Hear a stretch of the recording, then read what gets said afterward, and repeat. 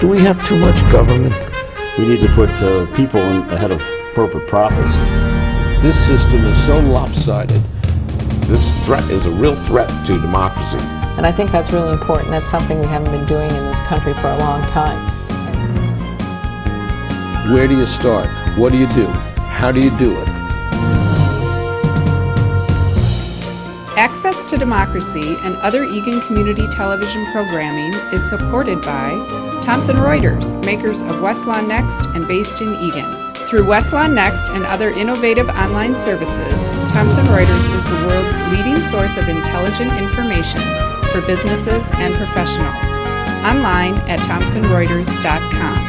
And by U.S. Federal Credit Union, the member-owned financial institution offering service, value, and experience you can trust to the greater Twin Cities community.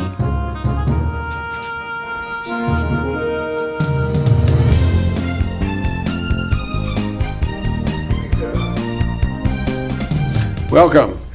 It's Access to Democracy, and we have a return guest, a gentleman who, you know, they say successful people can do more things, and the more things they do, the more successful they become.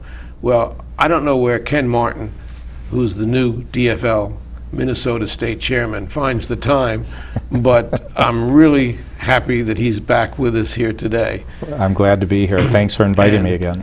Last Saturday, there was a dinner, the 100th anniversary of the birth of Hubert Humphrey, and Ken gave a speech that was really a moving tribute and energized speech, and I was extremely impressed. Thank you. And that's Ken the advocate, and that's Ken the laid-back guy, and this is Ken who recently called the GOP chairman out and charged him with character assassination. What was that all about?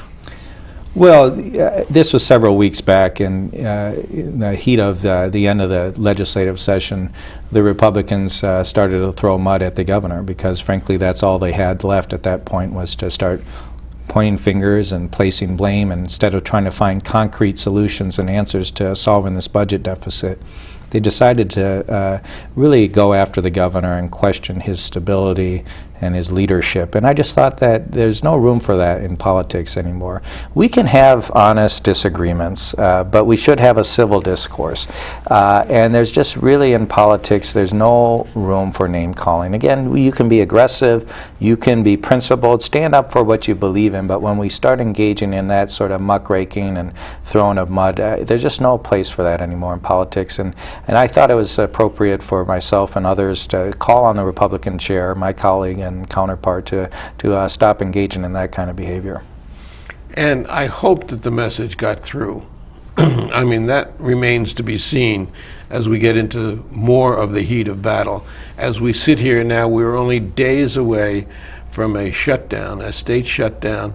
The governor has tried to avoid it, in my estimation. He's been met with a very inflexible position from the GOP, and I just had a really interesting conversation with Jim Carlson about that in terms of the fact that there is a group newly elected in the Republican Party that I don't know if I can characterize them as Tea Party advocates, but really are ideologues. Yeah. And that the experienced people would be much more ready to save the state. Well, I think that's true to an extent. You know, I like to believe in the goodness of people, and that all folks who decide to run for public office and enter a life of public service really do it with the best intents in mind. And I do take the Republican legislators, these new freshmen, at their word that they felt that they had to come up to the legislature, both in St. Paul and in Washington, to accomplish what they felt was in the best interests of their citizens and the state and the country.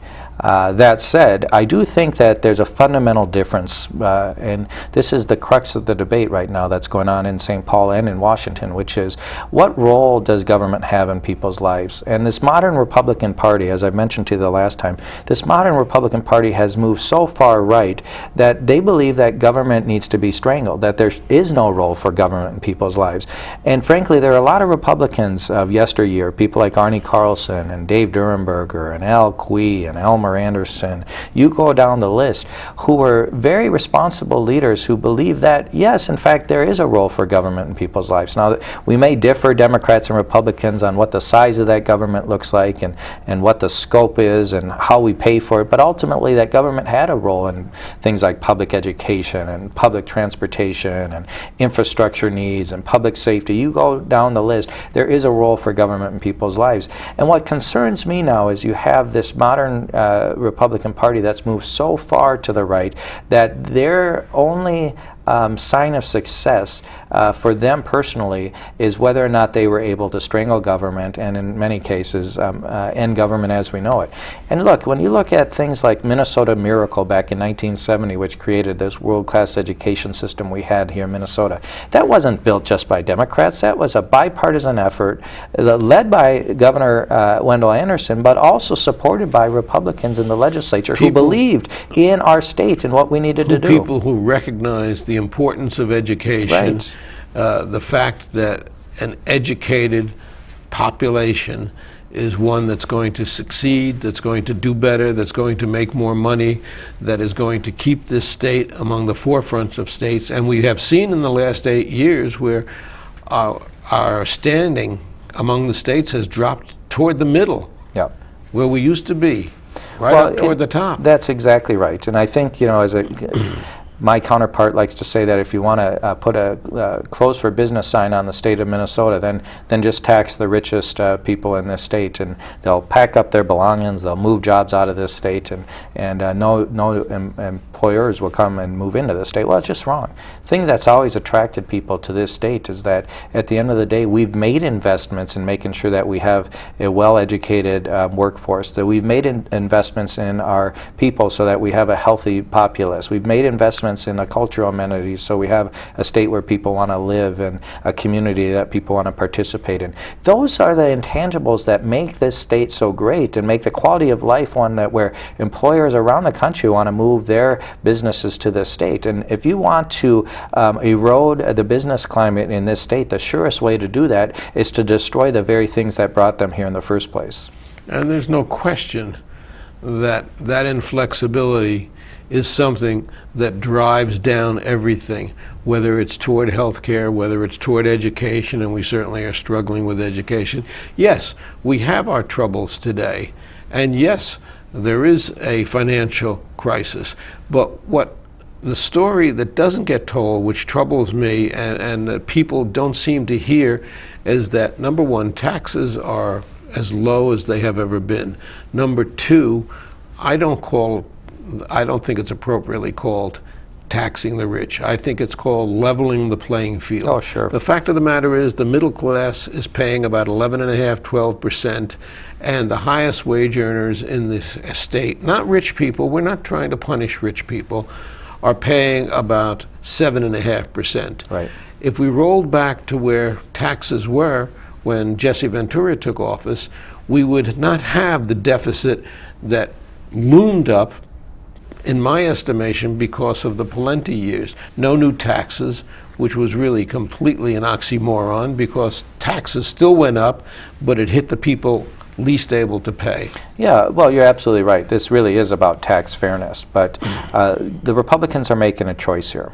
As we are 2 weeks away from a potential government shutdown here, and as the anxiety begins to grow, people need to be reminded that this is a choice the Republicans made to protect the richest 2% in Minnesota at the expense of the rest of us, the expense of 98% of us. 98% of Minnesotans, most people, would not see their taxes raised a single dime under Governor Dayton's plan. Yet the Republicans, in their zeal to protect the richest of the rich, and this idea that you would have trickle-down economics, if you put more money in the pockets of the rich and the corporations, in their zeal to protect these individuals, they've lost sight of what we're really trying to do, which is protect this state and protect the people that live here, all people.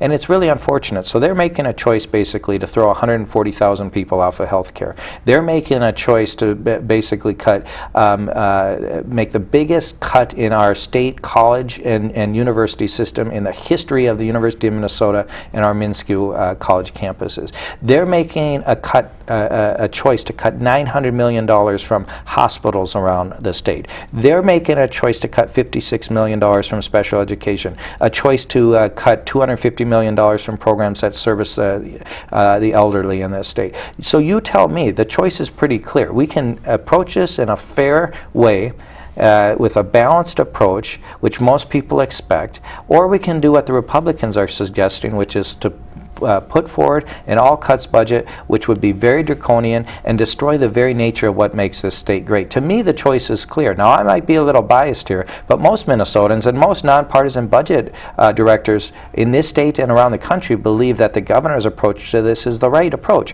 which is there are some Democrats, surely, that believe that you can tax your way out of problems. I'm not one of them, and the governor's not one of them. There are also some Republicans who believe that you can get your way out of this situation by proposing an all-cuts budget. Neither one is going to solve this problem. We have to have a balanced approach, and it has to be fair, and to your point, there has to be tax fairness. It's always boggled my mind why it's so important to protect those people who have the ability to pay a little bit more to help us out, while the middle class and the poor are paying disproportionately more than the rich. It just boggles my mind as a fairness question, and the Republicans have no answer for that.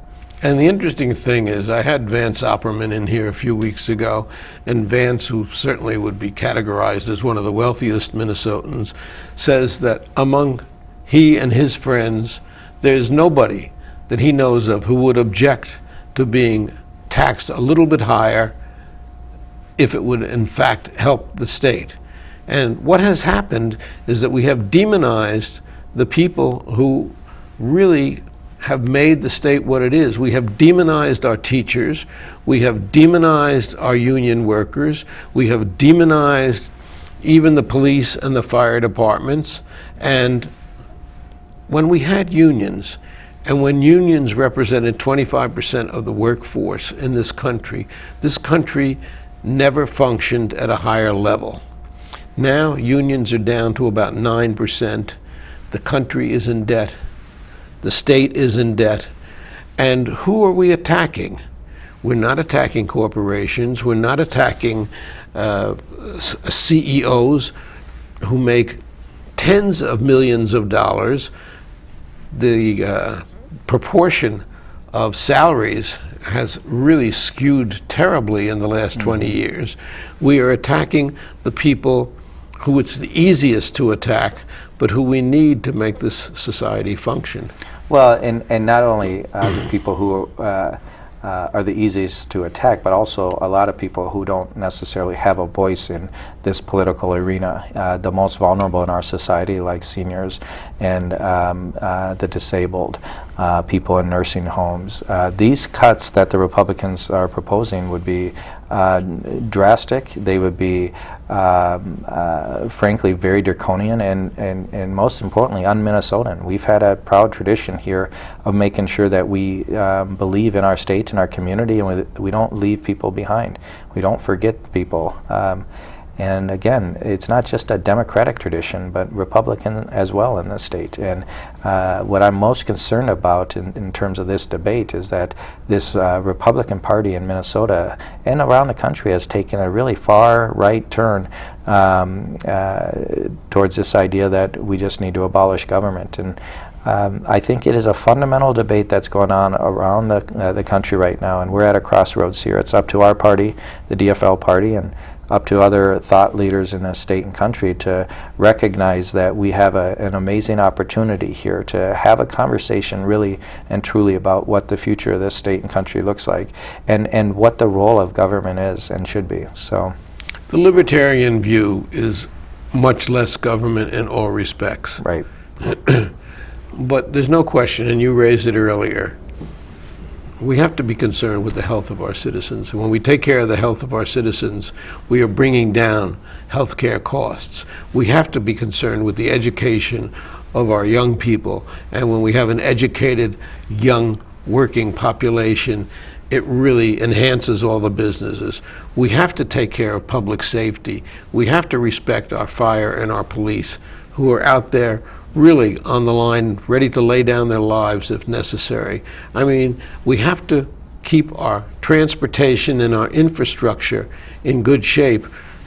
One of the ludicrous things to me is that the Republicans yesterday said, two of them, maybe we should reconsider the transportation bill.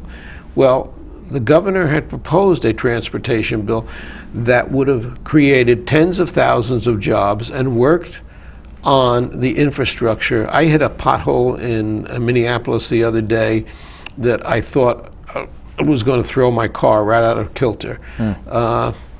They can't keep up with it. The Republicans wouldn't even bring that bill to the floor. Right. Now, in the heat of all this shutdown talk, they're saying, well, maybe we should bring the transportation bill to the floor. Where were you when you had the majority? Where were you when the governor proposed this bill? Where were you when you could have put it on his desk and it would have been signed in 5 minutes? Right. Well, this is nothing more than political theater, what you're seeing up at the Capitol these days by the Republicans. On one hand, what they're trying to do is show that they're trying to offer some compromise, but the reality is the governor is the only one that's moved here. He's moved a mile, and they haven't even moved an inch to date off of their original position. And as the governor said yesterday, essentially what they're doing is rearranging the deck chairs on the Titanic.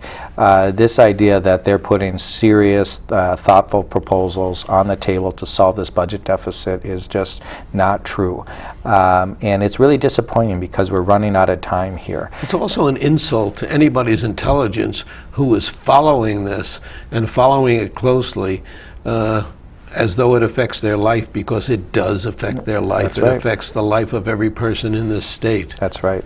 But I think, again, the governor has shown a willingness to compromise. The Republicans have, tried to, for whatever reason, stay true to their original position here, not realizing that really politics and leadership are about compromising and finding common ground and the middle ground, and finding a position that's in the best interest of Minnesotans. And that's what it really comes down to, again, is we can talk about all these numbers and who's doing what, but ultimately we have to keep the best interests of Minnesotans first and foremost in our minds. And I think what gets lost in all of this debate is what are we truly trying to do to make this state better? And the fact is the Republican plan does nothing to make this state better. The only thing it does is puts... They talk jobs, jobs, jobs. Well, have they created jobs in this session? That's the thing that's crazy to me, because the only thing that their plan would do is put more money in the pockets of rich people. And the fact is that last November during the election, what they campaigned on were creating jobs and lowering taxes. 5 months of a legislative session go by. The Republicans put forward no bills or plans or ideas to create a single job in the state of Minnesota. And in fact, wouldn't even bring the transportation bill up, which would have created tens of thousands of jobs. And in addition, their plan itself would cut around 25 to 30,000 public employee jobs around the state of Minnesota. So actually, they'd be exacerbating the unemployment issue we have in this state. The second thing they campaigned on is lowering taxes. Well, the fact is their budget proposal that they would put forward would raise property taxes to the tune of $1.4 billion over the next 4 years, hitting middle-class property owners and poor property owners, and for that matter, rich property owners all around the state. Every single Minnesotan would see their property taxes increase if the Republican plan passes. And so this notion that they campaign on jobs and lowering taxes is just wrong. And you know what? They spent 5 months of doing nothing. The only thing they accomplished was put in a hate-filled constitutional amendment on the ballot that is wrong for Minnesota. It's wrong for this country. Our party is going to do everything we can to fight against that amendment. And what they're trying to do is write hate into the Constitution. Instead of focusing on the things they said they were going to do, like create jobs and lower taxes, what they're doing is writing hate into our Constitution, and that's wrong. And we're going to remind people of that. That's the only one thing they have accomplished this session. That's a job that you have, and that's a job that's a big job, and it's a job that your candidates are going to have.